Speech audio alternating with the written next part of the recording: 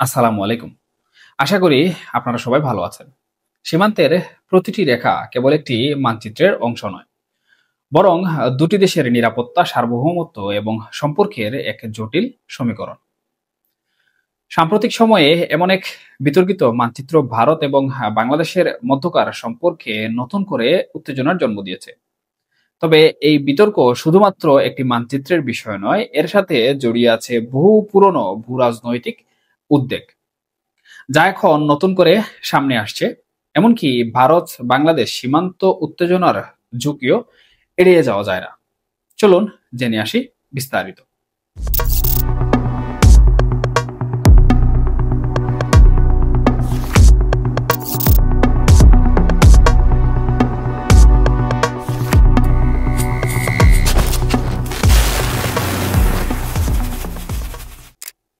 প্রথমত, বাংলাদেশের অন্তর্বর্তীকালীন সরকারের উপদেষ্টা মাহফুজ আলম তার ফেসবুকে একটি মানচিত্র প্রকাশ করেন, যেখানে ভারতের পশ্চিমবঙ্গ, ত্রিপুরা এবং উত্তর পূর্বের কিছু অংশকে বাংলাদেশের ভূখণ্ডের অংশ হিসাবে দেখানো হয়। পোস্টটি দ্রুতই ভাইরাল হয় এবং ব্যাপক সমালোচনার মুখে তিনি তা সরিয়ে নিতে বাধ্য হন।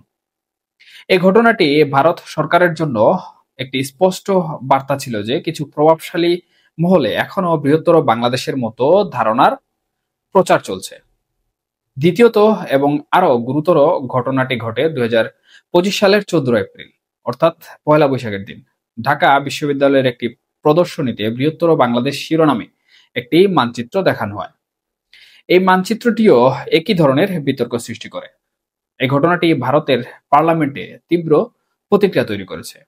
ভারতের বিদেশমন্ত্রী এস জয়শঙ্কর সরাসরি এই বিষয়ে উদ্বেগ প্রকাশ করেন এবং এর পেছনে সালতানাতি বাংলা নামের একটি ইসলামিক সংগঠনের হাত থাকার অভিযোগ তোলেন।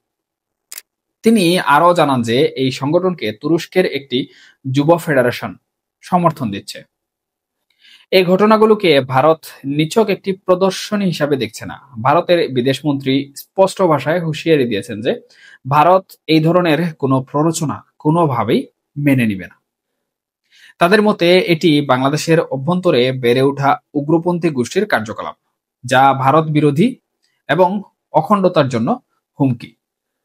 ভারত স্পষ্ট জানিয়েছে যে দেশের জাতীয় নিরাপত্তা নিশ্চিত করতে তারা সব রকম ব্যবস্থা নিবে।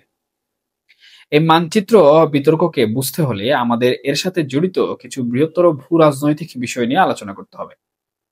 ভারত সরকার কেন এই বিষয়টিকে এত গুরুত্ব দিচ্ছে, তার পেছনে কয়েকটি গুরুত্বপূর্ণ কারণ রয়েছে। ভারতের জন্য চিকেন নেক বা শিলিগুড়ি করিডোর একটি অত্যন্ত গুরুত্বপূর্ণ এবং স্পর্শকাতর অঞ্চল। এটি ভারতের মূল ভূখণ্ডের সাথে উত্তর পূর্বের রাজ্যগুলোকে সংযোগকারী মাত্র 22 কিলোমিটার প্রশস্তের একটি সরু করিডোর।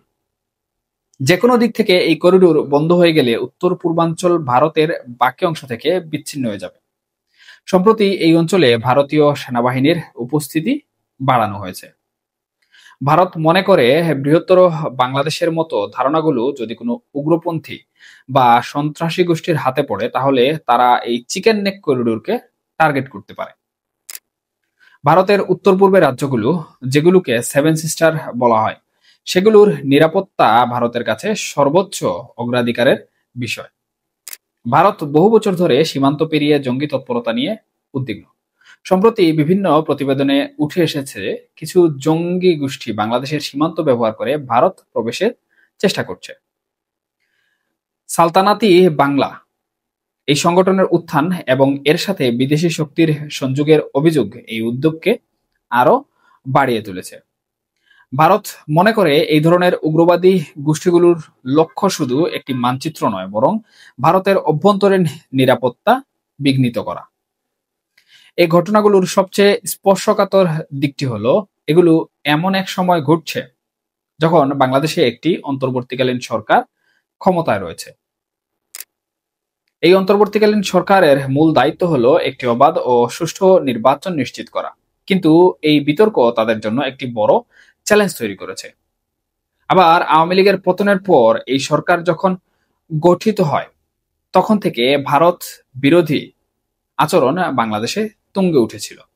এর পাশাপাশি সেভেন সিস্টার নিয়েও নানা ধরনের মন্তব্য তখন বেশ ভাইরাল হয়েছিল। এই বিষয়গুলো ভারত সরকার গুরুত্বপূর্ণভাবে দেখছে বলে তথ্যসূত্র থেকে জানা গেছে, এবং এই ইউনূস সরকারের বর্তমান অবস্থান তাদের কাছে নিরাপদ নয় বলেও ভারতীয় নিরাপত্তা বিশ্লেষকদের কাছে শোনা যাচ্ছে। সুতরাং ভারত এই সরকারকে নানাভাবে শায়েস্তা করার ফন্দি ফিকির করছে বলেও প্রচার প্রচারণা হচ্ছে। এর মধ্যে সরাসরি যুদ্ধ বিগ্রহ না থাকলেও কৌশলী অনেক পদক্ষেপ রয়েছে। সাম্প্রতিক খবরের প্রতিবেদন অনুযায়ী ভারত থেকে বাংলাদেশে পুশিনের ঘটনা ব্যাপক হারে বেড়ে গেছে। হাজার হাজার মানুষকে সীমান্ত দিয়ে বাংলাদেশে ঠেলে দেওয়া হচ্ছে। এদের মধ্যে কিছু বাংলাদেশী নাগরিক হলেও অনেকে ভারতীয় নাগরিককে জোর করে বাংলাদেশে প্রবেশ করানো হচ্ছে। বাংলাদেশের কর্মকর্তারাও এই বিষয়টি স্বীকার করেছেন এবং ভারত সরকারের সঙ্গে যোগাযোগ করছেন। এই পুশিন ঘটনাটি অন্তর্বর্তীকালীন সরকারকে এক জটিল রাজনৈতিক ও কূটনৈতিক উভয় সংকটে ফেলছে, যা এক প্রকার শায়েস্তা করার ফন্দি ফিকিরের মধ্যেই পড়ছে। এই ঘটনাগুলো বাংলাদেশের উপর চাপ সৃষ্টি করার জন্য ভারতের একটি কৌশল বলে অনেক বিশ্লেষক মনে করছেন। অন্তর্বর্তীকালীন সরকার যদি এই বিষয়টি শক্তভাবে মোকাবেলা করতে ব্যর্থ হয়, তাহলে তাদের নিরপেক্ষতা ও সদিচ্ছা নিয়ে প্রশ্ন উঠবে। ভারতের পক্ষ থেকে আসা কঠোর হুঁশিয়ারি এবং আন্তর্জাতিক সম্প্রদায়ের সম্ভাব্য চাপ অন্তর্বর্তীকালীন সরকারের উপর বড় ধরনের চাপ সৃষ্টি করছে। এর ফলে একদিকে তাদের প্রধান লক্ষ্য অর্থাৎ নির্বাচন পরিচালনার উপর থেকে মনোযোগ সরে যাচ্ছে কিছুটা, এবং অন্যদিকে দেশের অভ্যন্তরীণ স্থিতিশীলতাও হুমকির মুখে পড়তে চলেছে। এবং সবচেয়ে গুরুত্বপূর্ণ হলো সীমান্ত গোলযোগ লাগা, যা উভয় দেশের জন্য মারাত্মক ক্ষতির। একটি বিতর্কিক মানচিত্র দিয়ে শুরু হওয়া এই আলোচনা শেষ পর্যন্ত ভারত বাংলাদেশের সম্পর্কের এক জটিল জালকে সামনে নিয়ে আসে। এই বিতর্ক একদিকে যেমন বাংলাদেশের পক্ষ থেকে মানচিত্রটিকে ঐতিহাসিক বলা হচ্ছে, অন্যদিকে ভারত একে দেখছে তাদের জাতীয় নিরাপত্তা, অখণ্ডতা এবং উত্তর পূর্বের রাজ্যগুলোর সুরক্ষার জন্য একটি বড় হুমকি হিসাবে। তবে এই ঘটনাগুলো আরো একটি বিষয়কে সামনে এনেছে। একটি অন্তর্বর্তীকালীন সরকারের জন্য এই ধরনের ভূ রাজনৈতিক সংকট কতটা কঠিন হতে পারে সেই বিষয়টি।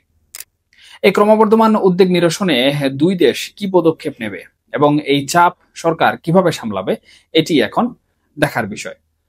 নাকি ভারত তাদের জাতীয় নিরাপত্তার জন্য পুশিন সিদ্ধান্ত থেকেও বড় কোনো সিদ্ধান্ত নেবে, যা বাংলাদেশ রাষ্ট্রের জন্য মোটেও শোভনীয় নয়। যদিও ভারত যুদ্ধ বিগ্রহের মতো কোনো সিদ্ধান্ত হয়তো নিবে না, তবে ছোট বড় রাষ্ট্র বিবেচনায় এমন ভাবাও বোকামি হবে। বর্তমান বিশ্বে এমন অনেক যুদ্ধ বিগ্রহ বর্তমানে চলছে, যাতে বড় রাষ্ট্র তাদের নিজেদের স্বার্থে ছোট রাষ্ট্রকে যুদ্ধের বোঝা চাপিয়ে দিচ্ছে। আর যুদ্ধ কোনোদিন ভালো ফলাফল নিয়ে আসে না। পরিশেষে আমি বলবো, বাংলাদেশ ভারত চিরদিন প্রতিবেশী হিসাবে থাকুক। এতে উভয় দেশের জনগণের মধ্যে ভালো সম্পর্ক বিল্ট ইন হবে, বাণিজ্যিক সুবিধাগুলো খুলবে, যা দুই দেশের জন্য সুবিধাজনক। উভয় সরকারের উচিত ভূ রাজনৈতিক এই বিষয়গুলো জটিল না করে সমাধান করা। ধন্যবাদ। সবাই ভালো থাকুন, নিরাপদে থাকুন। আল্লাহ হাফেজ।